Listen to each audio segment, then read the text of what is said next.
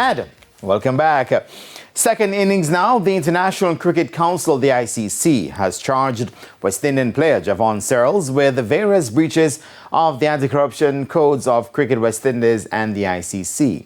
Searles, along with officials Chitranan Rathod and Travon Griffith, face charges in relation to the BIM 10 tournament 2023-2024, which falls under the jurisdiction of the Cricket West Indies Anti-Corruption Code. In addition, Griffith faces one charge relating to international matches that fall under the jurisdiction of the ICC Anti-Corruption Code. Searles has represented the West Indies under-19s and played for the Trinbago Knight Riders in the Caribbean Premier League from 2014 through to 2019. He also featured in the IPL for Kolkata Knight Riders in 2018.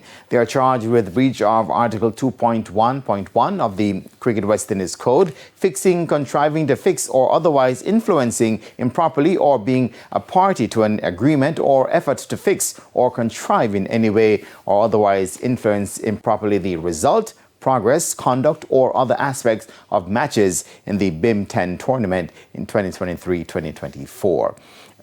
Searles and Griffith have additionally been charged with the breach of Article 2.4.2 of the Cricket West Indies Code, which relates to failing to disclose to Cricket West Indies details of any approaches or invitations to engage in conduct that would amount to a breach of the Cricket West Indies Code. Rathod, who is the owner of the Titans team, faces 3 charges under the CWI Code. Searles faces 4 charges under the CWI Code, while team official Griffith faces 4 charges under the Cricket West Indies Code and 1 charge under the ICC Code. All 3 have 14 days from March 11, 2026 to respond to the charges.